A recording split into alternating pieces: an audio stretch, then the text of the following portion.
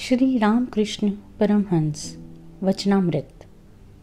नमस्कार। आज की अमृत वर्षा शुरू करने से पहले आप सभी से प्रेम निवेदन है कि चैनल सब्सक्राइब ज़रूर कीजिए, साथ ही बेल बटन अवश्य दबाएं तथा जो भी इस गहन व संतों के साथ यात्रा में हमारे साथ चलना चाहें उन तक वीडियो शेयर कर ये अमृत वर्षा ज़रूर पहुंचाएं। बेहतर अनुभव के लिए अनुरोध है कि आप अपने हेडफोन का प्रयोग अवश्य करें। आंख बंद कर संतों की संगति व भीतरी दुनिया को एक बार जरूर जिएं। श्री रामकृष्ण परमहंस की संगति जीने के लिए, अनुभव में उतरने के लिए आप सभी से अनुरोध है कि यह सीरीज शुरू से सुनें। श्री रामकृष्ण परमहंस वचनामृत। आइए सुनते हैं गतांक से आगे।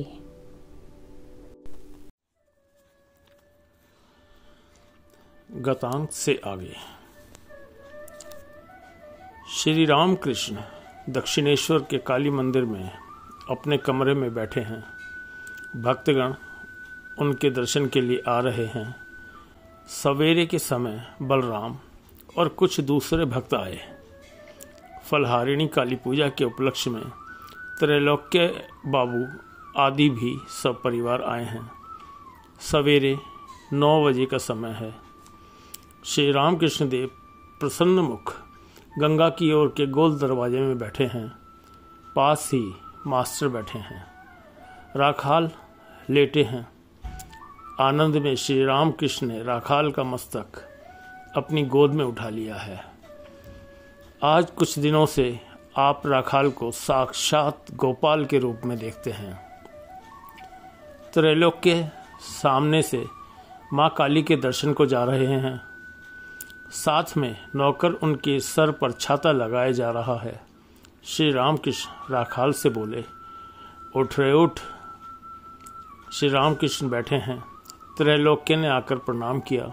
श्री रामकृष्ण त्रैलोक्य से, कल यात्रा नहीं हुई?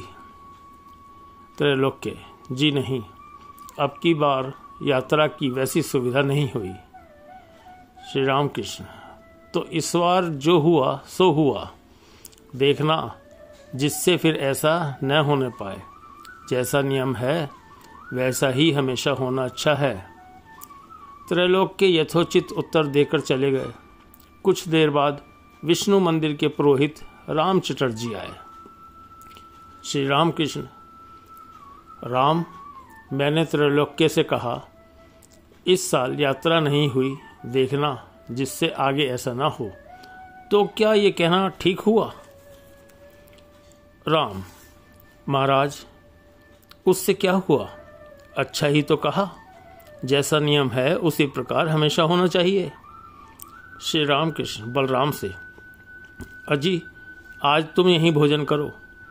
भोजन के कुछ पहले श्री रामकृष्ण देव अपनी अवस्था के संबंध में भक्तों को बहुत बातें बताने लगे। राखाल, बलराम, मास्टर, रामलाल तथा और 2-1 भक्त बैठे हैं। श्री रामकृष्ण, हाजरा मुझे उपदेश देता है कि तुम इन लड़कों के लिए इतनी चिंता क्यों करते हो। गाड़ी में बैठकर बलराम के मकान पर जा रहा था। उसी समय मन में बड़ी चिंता हुई।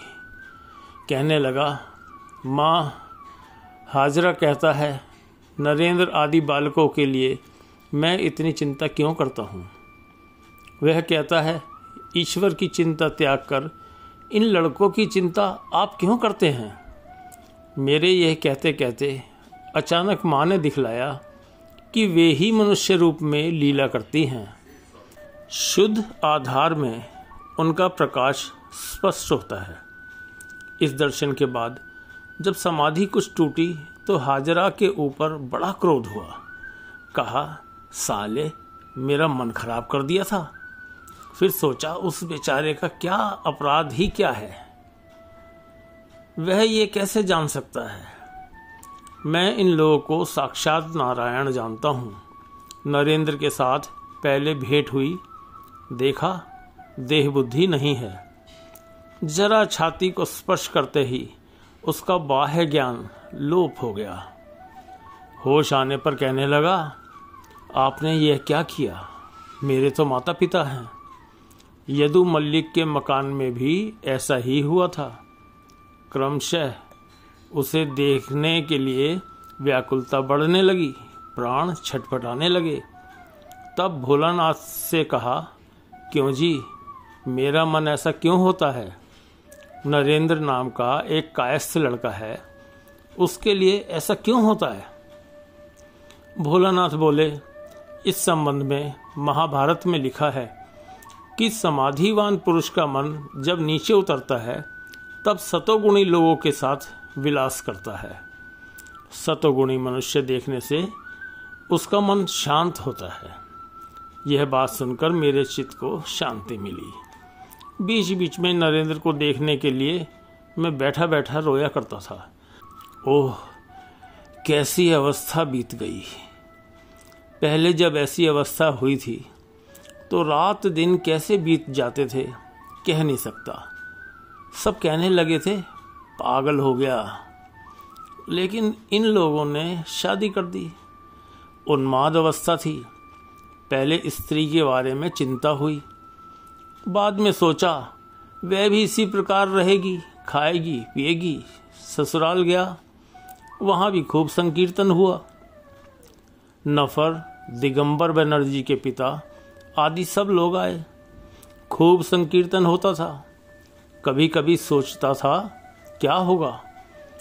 फिर कहता था, माँ, गांव के जमींदार यदि माने तो समझूंगा यह अवस्था सत्य है। और सचमुच वे भी आप ही जाने लगे और बातचीत करने लगे। कैसी अवस्था बीत गई है। किंचित ही कारण से एकदम भगवान की उद्दीपना होती थी।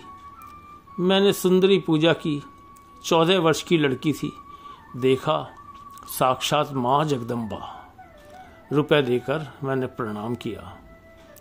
रामलीला देखने के लिए गया तो सीता, राम, लक्ष्मण, हनुमान, विभीषण सभी को साक्षात प्रत्यक्ष देखा।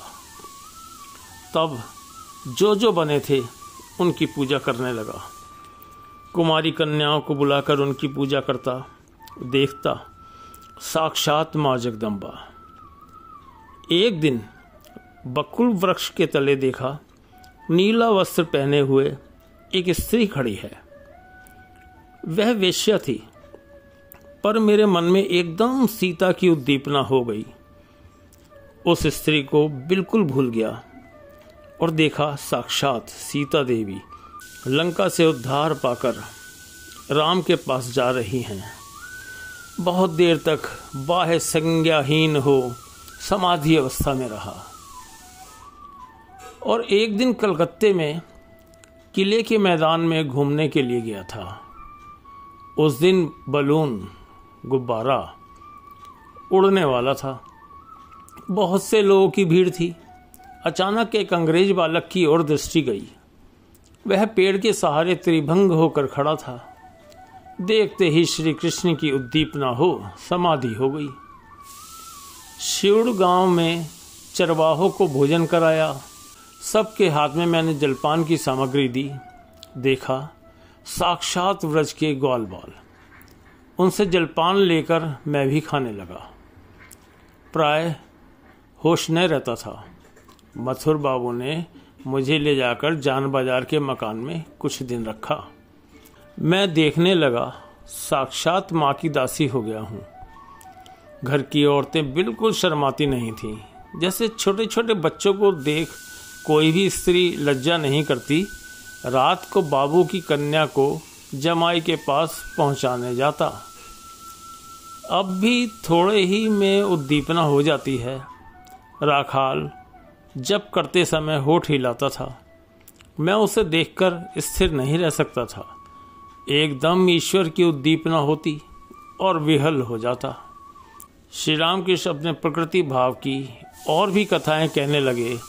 बोले, मैंने एक कीर्तनिया को स्त्री कीर्तनिया के ढंग दिखलाए थे। उसने कहा, आप बिल्कुल ठीक कहते हैं। आपने यह सब कैसे सीखा? यह कहकर आप स्त्री कीर्तनिया के ढंग का अनुकरण कर दिखलाने लगे। कोई भी अपनी हंसी रोक न सका। भोजन के बाद श्री रामकृष्ण थोड़ा विश्राम कर रहे हैं। मणिलाल से भवनाथ की भक्ति के बारे में कह रहे हैं। श्री रामकृष्ण, आहा, उसका भाव कैसा सुंदर है। गाना गाते आंखें आंसुओं से भर जाती हैं। हरीश को देखते ही उसे भाव हो गया। कहता है, ये लोग अच्छे हैं। हरीश घर छोड़ यहाँ कभी कभी रहता है ना, इसलिए। मास्टर से प्रश्न कर रहे हैं, अच्छा, भक्ति का कारण क्या है? भवनाथ आदि बालकों की उद्दीपना क्यों होती है? मास्टर चुप है। श्री रामकृष्ण, बात यह है कि बाहर से देखने में सभी मनुष्य एक ही तरह के होते हैं, पर किसी किसी में खोए का पूर भरा होता है। पकवान के भीतर उड़द का पूर भी हो सकता है और खोए का भी, पर देखने में दोनों एक से हैं। भगवान को जानने की इच्छा, उन पर प्रेम और भक्ति, इसी का नाम खोए का पूर है। अब आप भक्तों को अभय देते हैं। श्री रामकृष्ण मास्टर से, कोई सोचता है कि मुझे ज्ञान भक्ति न होगी। मैं शायद बद्ध जीव हूँ। श्री गुरु की कृपा होने पर कोई भय नहीं। बकरियों के एक झुंड में बाघिन कूद पड़ी थी। कूदते समय बाघिन को बच्चा पैदा हो गया। बाघिन तो मर गई, पर वह बच्चा बकरियों के साथ पलने लगा। बकरियां घास खाती तो वह भी घास खाता। बकरियां मैं करती तो वह भी करता। धीरे धीरे वह बच्चा बड़ा हो गया। एक दिन इन बकरियों के झुंड पर एक दूसरा बाघ झपटा।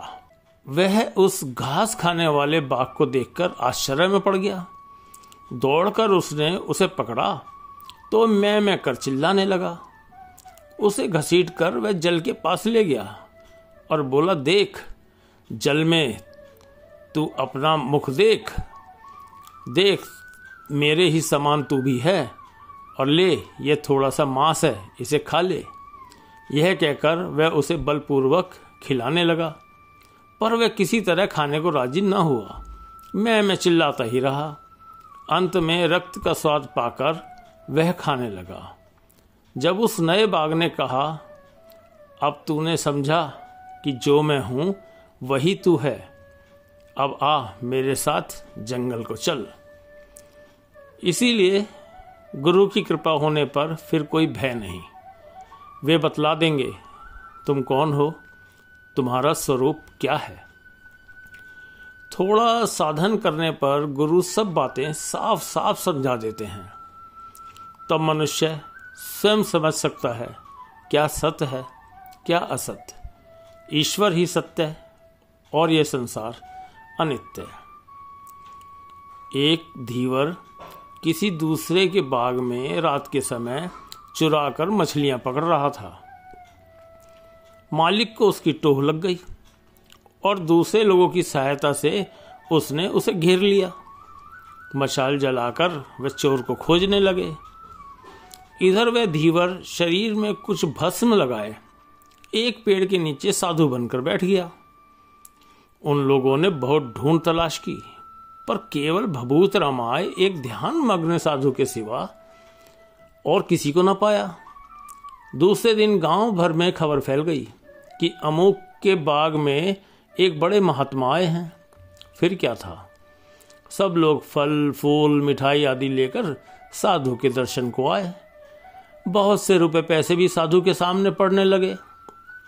धीवर ने विचारा, आश्चर्य की बात है कि मैं सच्चा साधु नहीं हूं, फिर भी मेरे ऊपर लोगों की इतनी भक्ति है।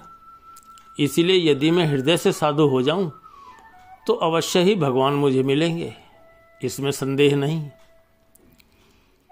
कपट साधना से ही उसे इतना ज्ञान हुआ। सत्य साधना होने पर तो कोई बात ही नहीं। क्या सत्य है, क्या असत्य है, साधना करने से तुम समझ सकोगे ईश्वर ही सत्य है और सारा संसार अनित्य। एक भक्त चिंता कर रहे हैं, क्या संसार अनित्य है? धीवर को संसार त्याग कर चला गया, फिर जो संसार में है उनका क्या होगा? उन लोगों को भी क्या त्याग करना होगा? श्री रामकृष्ण अहेतुक कृपा सिंधु हैं। तत्काल कहते हैं, यदि किसी ऑफिस के कर्मचारी को जेल जाना पड़े तो वह जेल में सजा काटेगा, सही, पर जब जेल से मुक्त हो जाएगा तब क्या वह रास्ते में नाचता फिरेगा? वह फिर किसी ऑफिस में नौकरी ढूंढ लेगा, वही पुराना काम करता रहेगा। इसी तरह गुरु की कृपा से ज्ञान लाभ होने पर मनुष्य संसार में भी जीवन मुक्त होकर रह सकता है। यह कहकर श्री रामकृष्ण ने सांसारिक मनुष्यों को अभय प्रदान किया। मणिलाल श्री रामकृष्ण से, उपासना के समय उनका ध्यान किस जगह करेंगे? श्री रामकृष्ण, हृदय तो खूब प्रसिद्ध स्थान है, वहीं उनका ध्यान करना। मणिलाल निराकारवादी ब्रह्म है। श्री रामकृष्ण उन्हें लक्ष्य कर कहते हैं, कबीर कहते थे, निर्गुण तो है पिता हमारा और सगुण महतारी, काको निंदो काको बंदो दोनों पल्ले भारी। हलधारी दिन में साकार भाव में और रात को निराकार भाव में रहता था। बात यह है कि चाहे जिस भाव का आश्रय करो, विश्वास पक्का होना चाहिए। चाहे साकार में विश्वास करो, चाहे निराकार में, परंतु यह ठीक ठीक होना चाहिए। शंभू मलिक बाग बाजार से पैदल अपने बाग में आया करते थे। किसी ने कहा था, इतनी दूर है, गाड़ी से क्यों नहीं आते? रास्ते में कोई भी पत्ती हो सकती है। उस समय शंभू ने नाराज होकर कहा था, क्या मैं भगवान का नाम लेकर निकला हूं, फिर मुझे भी पत्ती? विश्वास से ही सब कुछ होता है। मैं कहता था, यदि अमूक से भेंट हो जाए या यदि अमूक खजांची मेरे साथ बात करे तो समझूं कि मेरी यह अवस्था सत्य है, परंतु जो मन में आता वही हो जाता था। उस समय सब हो जाता था। ईश्वर का नाम लेकर जो विश्वास करता था वही हो जाता था। पर इसमें एक बात है, सरल और उदार हुए बिना यह विश्वास नहीं होता। जिसके शरीर की हड्डियां दिखाई देती हैं, जिसकी आंखें छोटी और घुसी हुई हैं, जो ऐचा ताना है, उसे सहज में विश्वास नहीं होता। इसी प्रकार और भी कई लक्षण हैं। शाम हो गई, दासी कमरे में धूनी दे गई। मणिलाल आदि के चले जाने के बाद दो एक भक्त अभी बैठे हैं।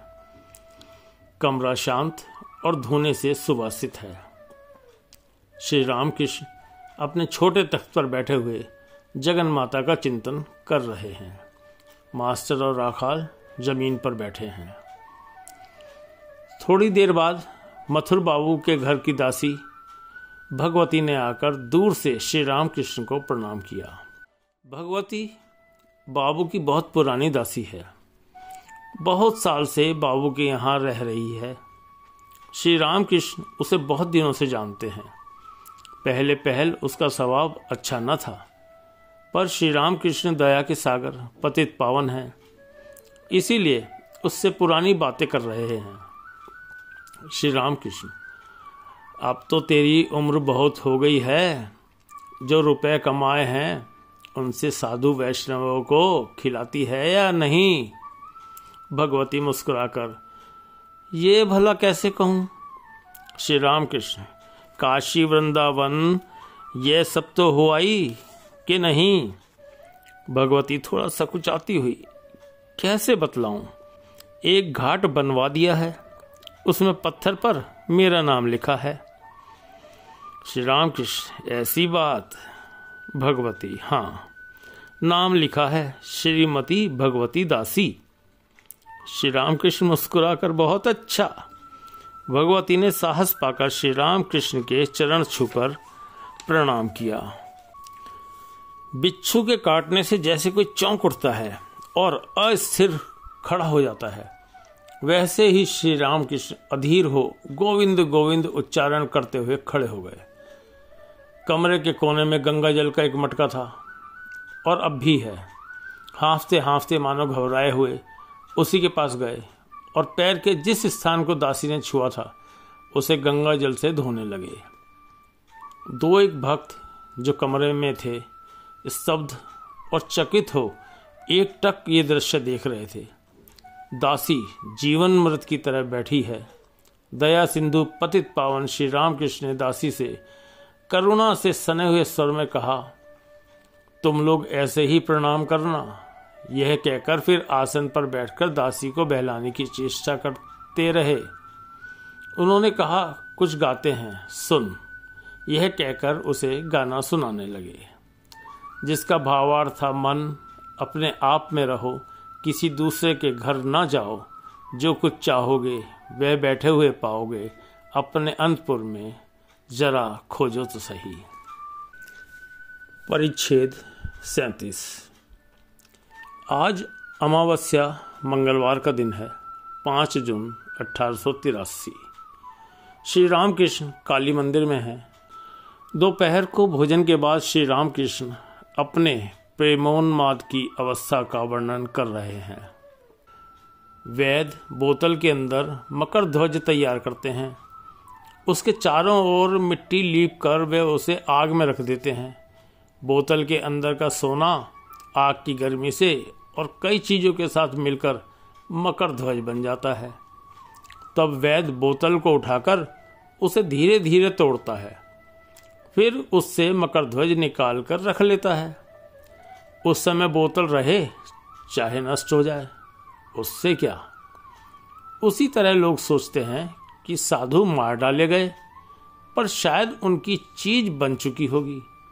भगवान का लाभ होने के बाद शरीर रहे भी तो क्या और जाए भी तो क्या। भू कैलाश के वे साधु समाधिस्थ थे। समाधि अनेक प्रकार की होती है।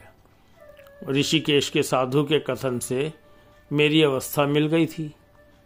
कभी शरीर में चींटी की तरह वायु चलती हुई जान पड़ती है, कभी बड़े वेग के साथ जैसे बंदर एक डाल से दूसरी डाल पर कूदते हैं, और कभी मछली की तरह गति होती है। जिसको हो वही जान सकता है। जगत का ख्याल जाता रहता है। मन में कुछ उतरने पर मैं कहता हूँ, माँ मुझे अच्छा कर दो, मैं बातें करना चाहता हूँ। ईश्वर कोटि जैसे अवतार आदि न होने पर कोई समाधि से नहीं लौट सकता। जीव कोटि के कोई साधना के बल से समाधिस्थ होते तो हैं, पर वे फिर नहीं लौटते। जब ईश्वर स्वयं मनुष्य होकर आते हैं, अवतार रूप में आते हैं, और जीवों की मुक्ति की चाबी उनके हाथ में रहती है, तब वे समाधि के बाद लौटते हैं लोगों के कल्याण के लिए। आज अमावस्या है। श्री रामकृष्ण सहज ही भाव में हैं। आज भाव और भी गंभीर हो रहा है। बीच बीच में प्रणव उच्चारण कर रहे हैं और देवी का नाम ले रहे हैं। गर्मी का मौसम है, कमरे के भीतर गर्मी बहुत है, इसलिए बरामदे में आए हैं।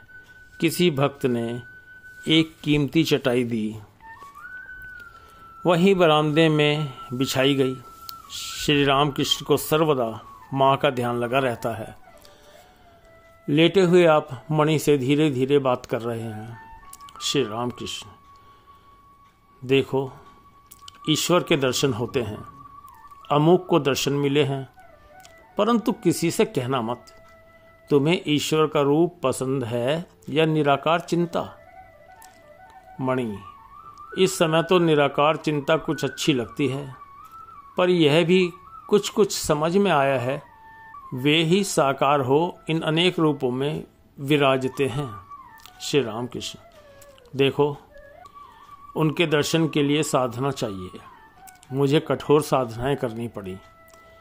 विल्व वृक्ष के नीचे तरह तरह की साधनाएं कर चुका, वृक्ष के नीचे पड़ा रहता था, यह कहते हुए कि माँ दर्शन दो।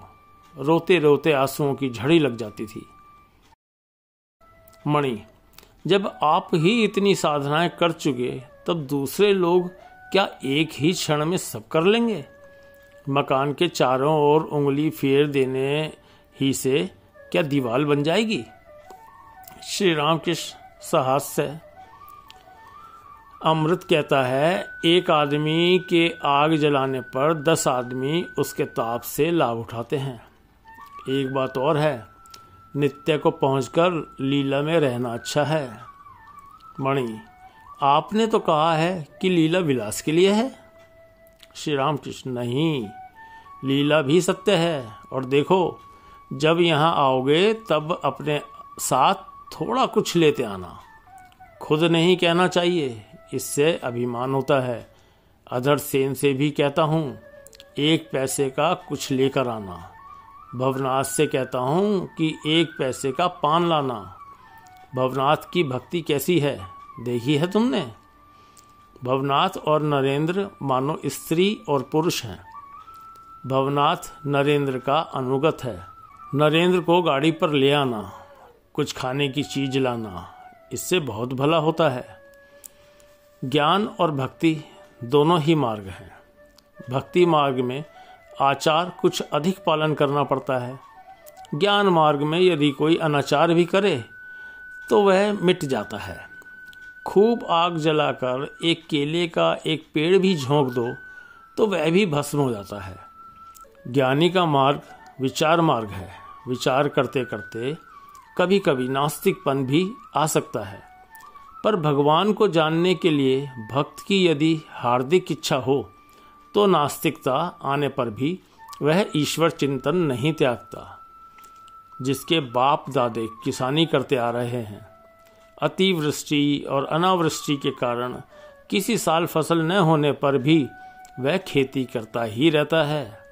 श्री रामकृष्ण लेटे लेटे बातें कर रहे हैं। बीच में मणि से बोले, मेरा पैर थोड़ा दर्द कर रहा है, जरा हाथ फेर दो। अहेतुक कृपा सिंधु गुरुदेव के कमल चरणों की सेवा करते हुए मणि अपने शिरोमुख से वे अपूर्व तत्व सुन रहे हैं। शेष क्रमशः। हमारे चैनल को सब्सक्राइब अगर नहीं किया तो ज़रूर करें। वह इस वीडियो को जिन लोगों तक आपको लगे पहुंचना चाहिए उन तक ज़रूर पहुंचाएं। मिलते हैं जल्दी। धन्यवाद।